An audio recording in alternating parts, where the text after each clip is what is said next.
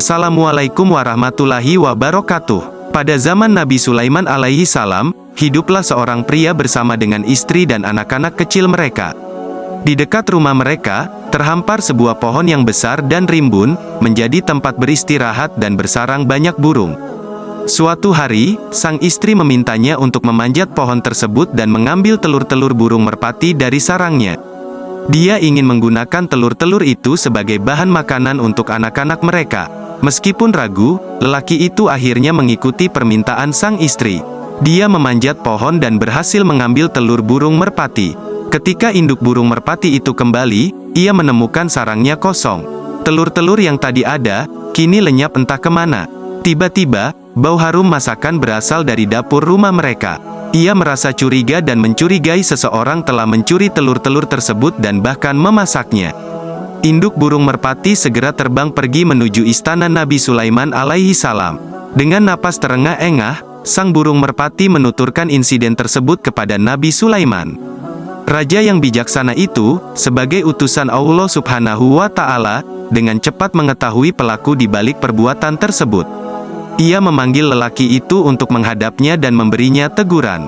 Lelaki tersebut, tersadar akan kesalahannya, segera mengakui tindakannya dan bersedia menerima hukuman.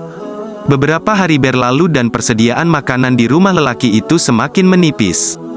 Istrinya kembali meminta agar lelaki tersebut mengambil telur-telur merpati dari pohon. Namun kali ini, lelaki itu menolak dengan tegas, berkata kepada istrinya, "Aku tidak akan melakukannya karena Nabi Sulaiman telah melarangku mengambil telur burung itu."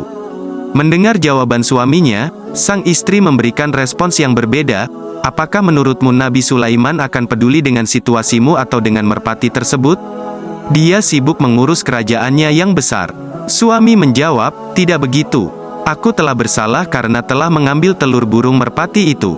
Meskipun begitu, sang istri terus mempengaruhinya agar mau mengambil telur-telur burung merpati lagi. Pada akhirnya, lelaki itu mengalah dengan berat hati. Dengan perasaan terbebani, ia memanjat pohon di samping rumahnya dan mengambil telur-telur burung merpati dari sarangnya. Beberapa saat kemudian, induk burung merpati itu kembali ke sarangnya, namun dengan kejutan yang tak terduga. Induk merpati tersebut merasa kaget dan sedih karena telur-telurnya kembali lenyap. Induk burung merpati kembali menemui Nabi Sulaiman alaihi salam untuk mengadukan kejadian yang dialaminya. Mendengar keluhan burung merpati, Nabi Sulaiman pun merasa marah. Kali ini, putra Nabi Daud alaihi salam tidak lagi memanggil lelaki itu. Sebagai gantinya, beliau memerintahkan dua setan untuk segera datang menghadapnya. Satu setan berasal dari sudut timur bumi, sedangkan yang lain datang dari ujung barat. Ketika kedua setan tiba di hadapan Nabi Sulaiman alaihi salam, beliau memberikan perintah kepada mereka. "Kalian berdua akan aku tugaskan untuk menjaga pohon besar tempat burung ini bersarang. Jika kalian melihat seorang lelaki dari rumah dekat pohon itu mengambil telur merpati ini lagi, tugas kalian adalah meringkusnya. Peganglah kedua kakinya dan jatuhkan dia dari atas pohon." Mendengar perintah dari Nabi Sulaiman, kedua setan dari golongan jin itu pergi dengan segera untuk melaksanakan tugas mereka. Mereka menjaga pohon tersebut dengan tekun, baik siang maupun malam. Beberapa waktu kemudian, burung merpati itu melahirkan anak-anaknya kembali. Ketika sang induk merpati sedang pergi mencari makanan, kesempatan itu dimanfaatkan oleh lelaki dari rumah dekat pohon. Ia melihat sarang burung kosong dan tak terjaga, ia bersiap-siap untuk memanjat pohon dan mengambil telur-telur merpati tersebut sekali lagi.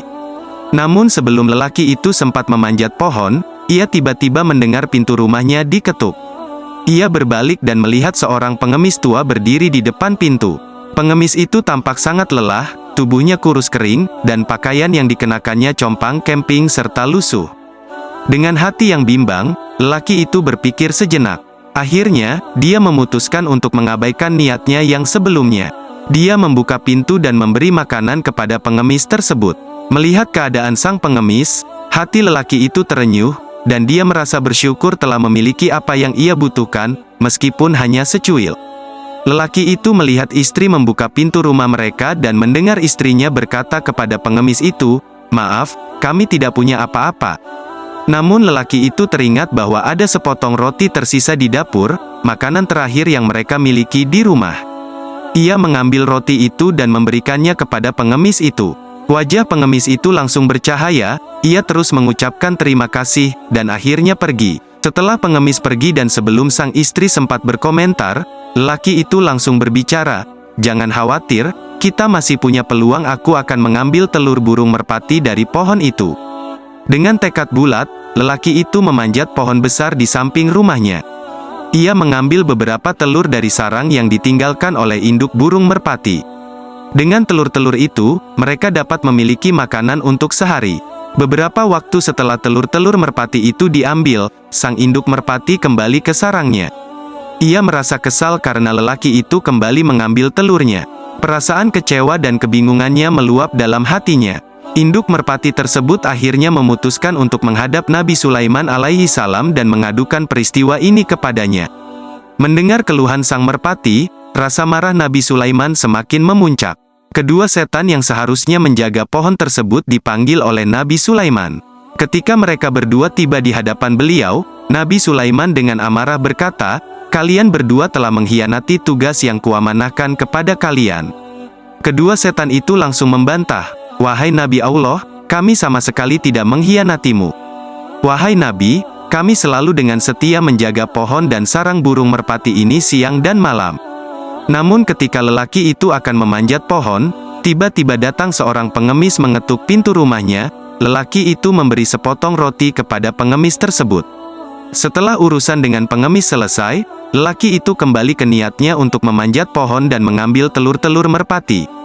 Kami berusaha mencegah lelaki itu, tapi dua malaikat tiba-tiba muncul dan melempar kami. Salah satu malaikat melemparkan setan pertama ke arah terbitnya matahari, sedangkan malaikat yang lain menghadapi setan kedua dan melemparkannya ke arah tenggelamnya matahari. Dalam pertarungan dengan malaikat, kedua setan itu menjadi tak berdaya. Nabi Sulaiman alaihi salam menyadari bahwa kedua setan tersebut tidak benar-benar ingkar terhadap perintahnya. Mereka hanya tidak mampu melaksanakan tugas tersebut karena dihalangi oleh malaikat-malaikat. Nabi Sulaiman kemudian menyadari bahwa sedekah yang dilakukan oleh lelaki tersebut telah memberikan perlindungan daripada ancaman setan. Kejadian ini sesuai dengan sabda Rasulullah Sallallahu Alaihi Wasallam, sedekah benar-benar dapat menolak bala. Hadis riwayat Tabrani dari Abdullah ibnu Mas'ud. Untuk mengingatkan kita, Nabi Sulaiman alaihi salam adalah putra dari Nabi Daud alaihi salam, yang memiliki garis keturunan langsung dari Nabi Ibrahim alaihi salam. Allah subhanahu wa ta'ala telah memberikan nikmat-nikmat yang besar kepada Nabi Sulaiman, berupa kerajaan yang sempurna dan kekuasaan yang luar biasa.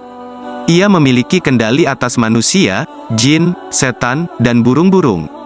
Dalam suatu riwayat, disebutkan bahwa pada masa kekenabian Nabi Sulaiman, ia adalah raja atas semua makhluk. Allah subhanahu wa ta'ala berfirman, "Dan sesungguhnya kami telah berikan hikmah kepada Daud dan Sulaiman." Dan keduanya berdua mengucapkan, "Segala puji bagi Allah, yang telah melebihkan kami dari kebanyakan hambanya yang beriman." Dan Sulaiman telah mewarisi Daud. Dia berkata, "Hai manusia, kami telah diajarkan bahasa burung dan diberi segala sesuatu. Sesungguhnya ini benar-benar merupakan karunia yang nyata."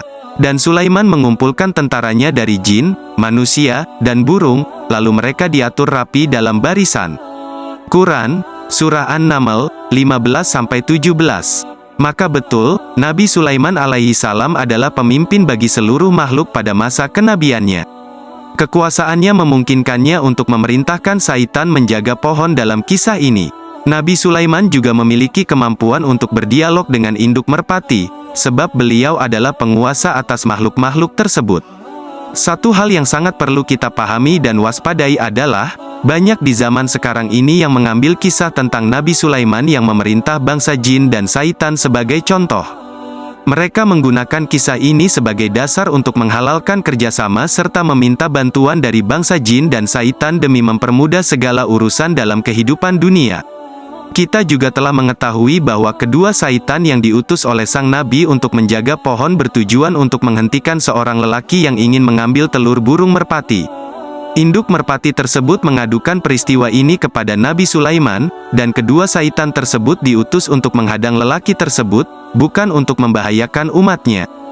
Makna yang dapat kita ambil dari kisah ini adalah bahwa Allah memuliakan Nabi Sulaiman dengan mukjizat yang luar biasa, yang tidak dimiliki oleh para nabi dan raja setelahnya.